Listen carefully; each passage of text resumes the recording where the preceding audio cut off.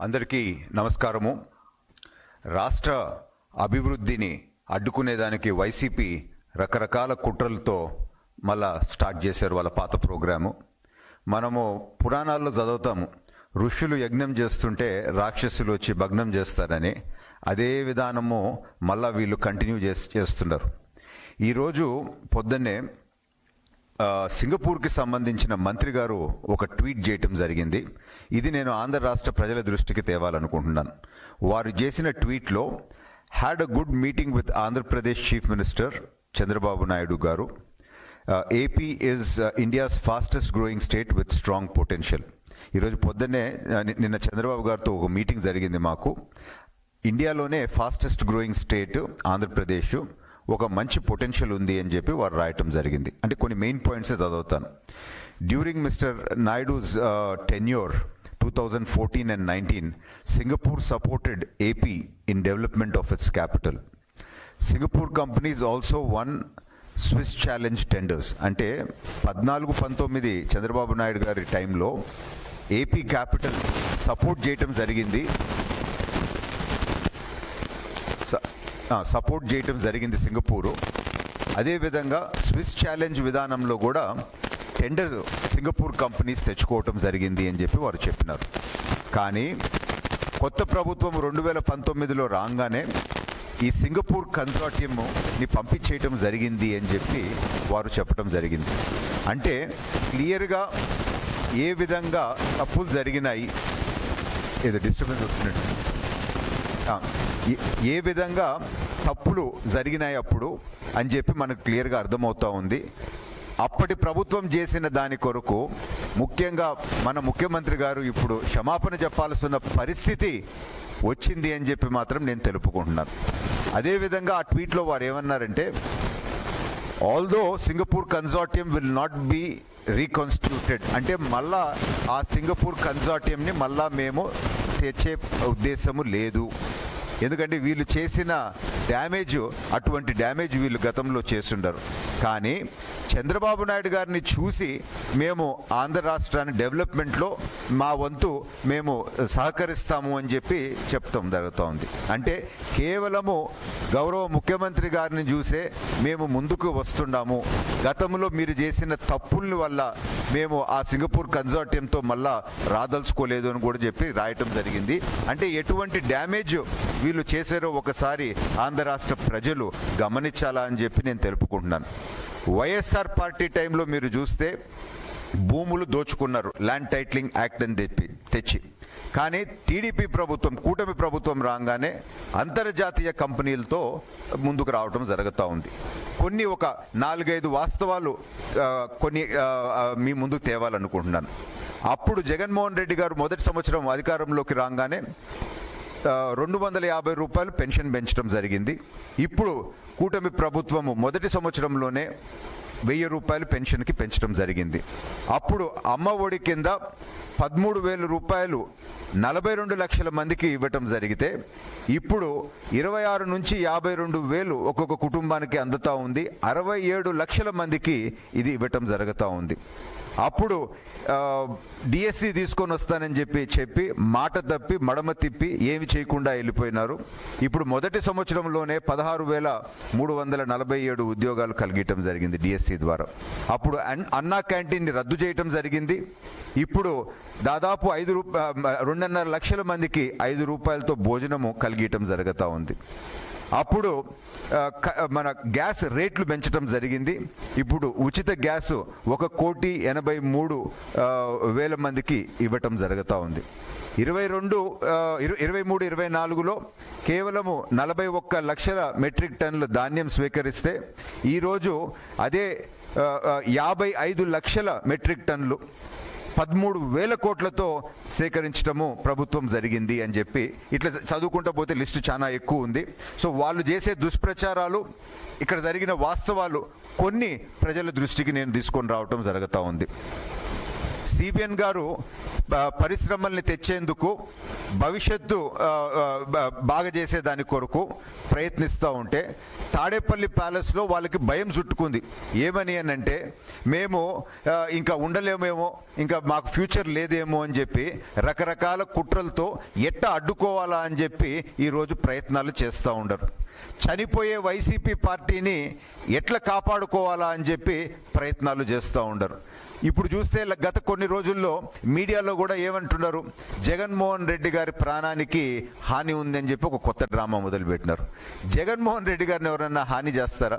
ఈ చంపేది, గొడ్డలిది ఇటువంటి సంస్కృతి పేటెంట్ వైఎస్ఆర్ వాళ్ళకే ఉంది. నేను ఒక ఎగ్జాంపుల్ చెప్పాలనుకుంటున్నాను. నిన్న హైదరాబాద్ నుంచి నేను విజయవాడకి వస్తూ ఉంటే మా ఆఫీస్కి సంబంధించిన స్టాఫ్ నాకు గంట ముందే, నేను హైదరాబాద్లో టేక్ ఆఫ్ కాకముందే, కారు లోపలికి పోనీయట్లేదు సార్ ఎయిర్పోర్ట్ లోపలికి అని అన్నాడు. ఎందుకు అని అంటే, జగన్మోహన్ రెడ్డి వస్తున్నాడంట, సెక్యూరిటీ కొరకు పోనీయట్లేదని. అంటే జగన్మోహన్ రెడ్డి వస్తున్నాడు అని అంటే గంట ముందే వెహికల్స్ పోనీయకుండా ఆపుతుండి అటువంటి సెక్యూరిటీ ఇస్తున్నారు అని అంటే ఆ సిఐది అతి ఉత్సాహమో లేకపోతే మరి అటువంటి సెక్యూరిటీ ఇస్తున్నారో ఒకసారి ప్రజలు గమనించాలా అని చెప్పి నేను కోరుకుంటూ, ముఖ్యమంత్రి గారు క్లియర్గా చెప్పినారు, విఐపి మూమెంట్ ఉంటే 5 నిమిషాల కన్నా ఆపకూడదని. అటువంటిది గంట ముందే మనుషులు పోనీయకుండా ఆపినాడు అని అంటే ఎటువంటి సెక్యూరిటీ జగన్మోహన్ రెడ్డికి వస్తూ ఉంది, కానీ ప్రజల్లో మాత్రము ప్రాణహాని ఉంది అని చెప్పి ఏదో దుష్ప్రచారాలు చేసుకుంటూ పబ్లిక్ సింపతి తెచ్చుకునేదానికి ప్రయత్నిస్తున్నారు అని చెప్పి మనం తెలుపుకుంటున్నాం. రాష్ట్రంలో ఈరోజు పరిశ్రమలు, పెట్టుబడులు రాకుండా జగన్మోహన్ రెడ్డి కుట్రలు పన్నుతున్నాడు. కొన్ని మీకు ప్రజల దృష్టికి తేవాలి. అమరావతికి లోన్ కోసము వరల్డ్ బ్యాంక్ దగ్గరికి మనం అప్రోచ్ అయితే ఇవ్వద్దు, ఇక్కడ రకరకాల సమస్యలు ఉన్నాయి, ఈ లోన్ వేస్ట్ అయిపోద్ది, ఈ అమరావతి రాదు అని చెప్పి వరల్డ్ బ్యాంక్కి మీరు కంప్లైంట్ చేసింది వాస్తవము కాదా అని చెప్పి నేను ఈరోజు చెప్తున్నాను. అదే అమరావతిలో ఎవరైనా ఇన్వెస్టర్స్ వస్తే రావద్దు, ఫ్యూచర్లో మేము దీన్ని అడ్డుకుంటాము అని చెప్పి మీరు సంకేతాలు ఇస్తుండేది వాస్తవము కాదా? అదేవిధంగా ప్రభుత్వానికి లోన్స్ తెచ్చేదానికి బ్యాంకుల దగ్గరికి పోతే ప్రభుత్వము దివాలా తీసే పరిస్థితిలో ఉంది, లోన్లు ఇవ్వద్దు అని అనేక బ్యాంకులకి మీరు ఈమెయిల్స్ పెట్టింది వాస్తవము కాదా?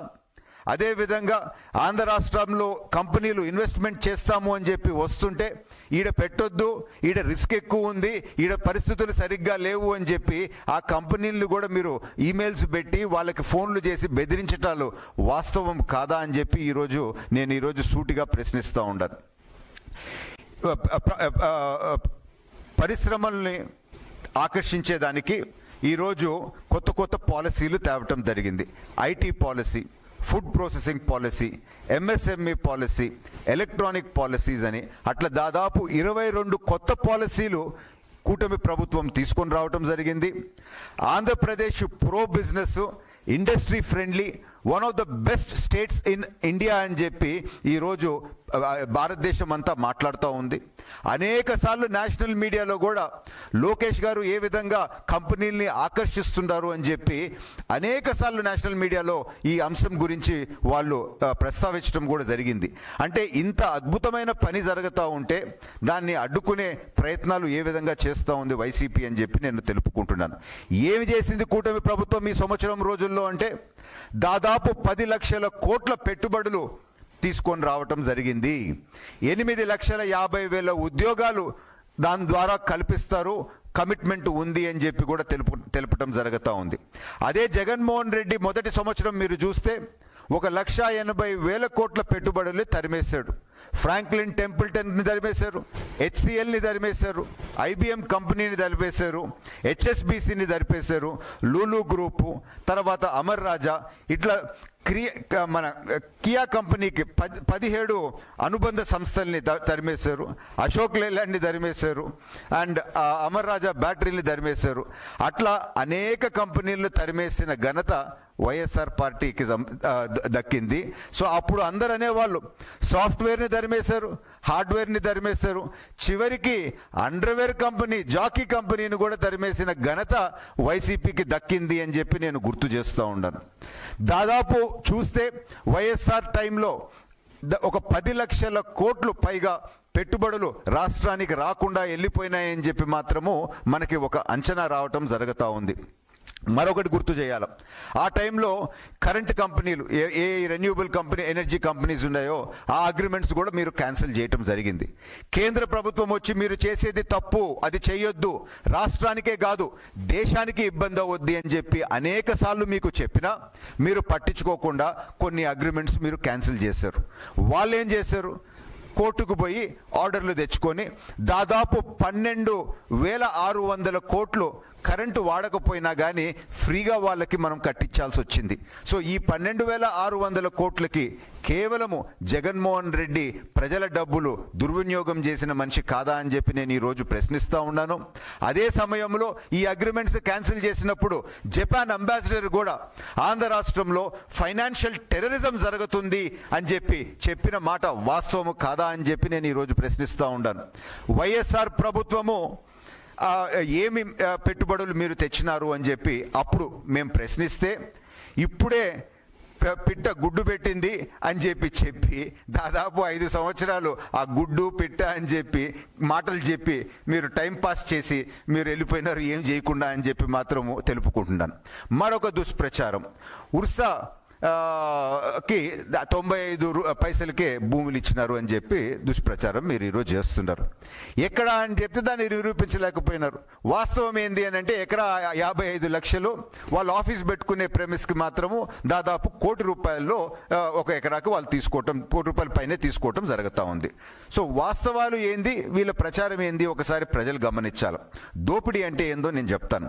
ఎకరా ₹87 చొప్పున 43.6 ఏకర్స్ రాష్ట్రంలో ఉండే మంచి ఏరియాల్లో ఉండే భూములన్నీ వైసీపీ కార్యాలయాలకి జగన్మోహన్ రెడ్డి కేటాయించుకున్నాడు. అంటే ₹87 లెక్కన 43 ఎకరాల 0.6 మీరు చేసినారు అని అంటే ఇది దోపిడీ.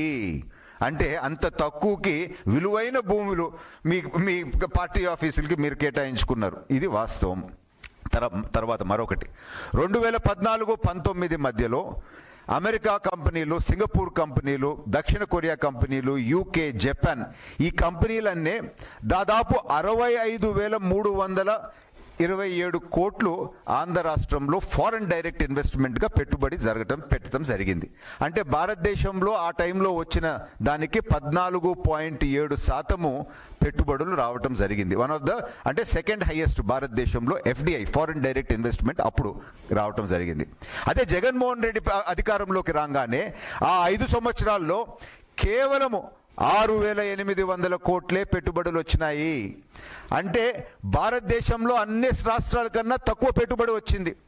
బ్యాక్వర్డ్ స్టేట్స్ చిన్న చిన్న రాష్ట్రాలకు కూడా మనకన్నా ఎక్కువ వచ్చింది. అంటే ఇన్వెస్టర్స్కి, ఫారెన్ ఇన్వెస్టర్స్కి ఈ రాష్ట్రం పైన నమ్మకం పూర్తిగా కోల్పోయినారు అని చెప్పేదానికి ఇంతకన్నా నిదర్శనం మరొకటి లేదు అని చెప్పి నేను తెలుపుకుంటున్నాను. మరొకటి, జగన్మోహన్ రెడ్డి గారు అప్పుడు కోర్టు పర్మిషన్ తీసుకొని నేను డావోస్కి పోవాలా అని చెప్పి సతీ సమేతంగా ఒక ప్రైవేటు విమానంలో డావోస్ పర్యటన చేసినారు. పెట్టుబడులు తీసుకొని రాలేదు, కేవలము అదొక ఫ్యామిలీ ఎక్స్కర్షన్ రకంగా ప్రజల డబ్బుతో ఒక ట్రిప్ చేసుకొని వచ్చినారు అని చెప్పి మాత్రం ఈరోజు మరొకసారి నేను గుర్తు చేస్తూ ఉన్నాను. జగన్మోహన్ రెడ్డి డావోస్కి పోయినాడు, జర్మనీకి పోయినాడు, అమెరికాకి పోయినాడు, అట్లా పర్యటనలు చేసినాడు.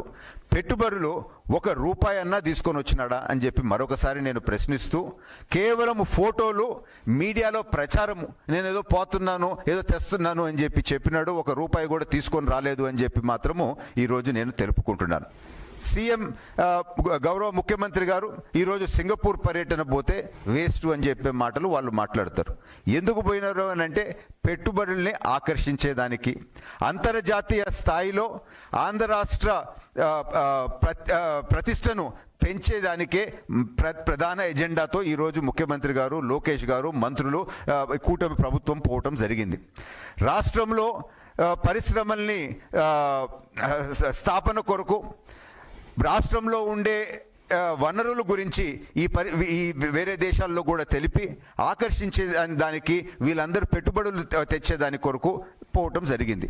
ఇవి అన్ని లింక్స్ వస్తూ ఉన్నాయి. ఈరోజు జరిగే ప్రతి మీటింగ్ గురించి, ప్రెజెంటేషన్ గురించి మీరు ఇప్పుడు లింక్స్ చూడొచ్చు.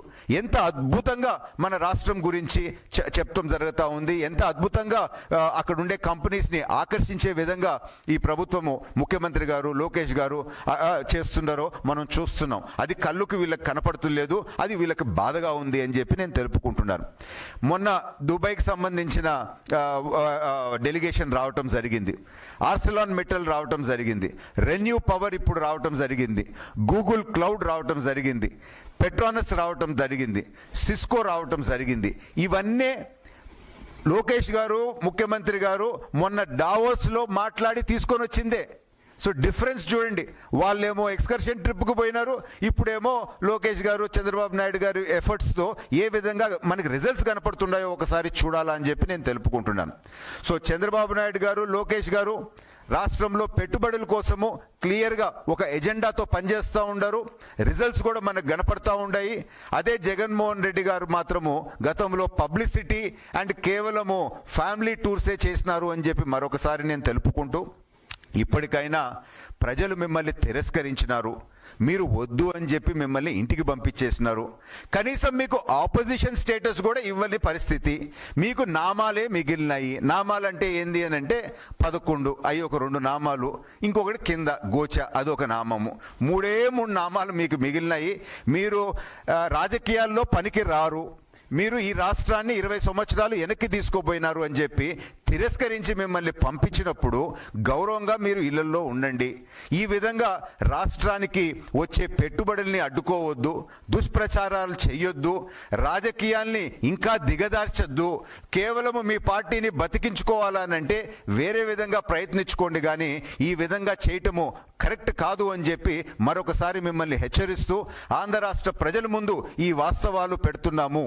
మిమ్మల్ని తిరస్కరించినా కానీ, ఆంధ్ర రాష్ట్ర ప్రజలు వీళ్ళని తిరస్కరించినా కానీ ఏ విధంగా చెడు చేస్తున్నారో ఒకసారి గమనించాలా అని చెప్పి మాత్రం నేను కోరుకుంటున్నాను.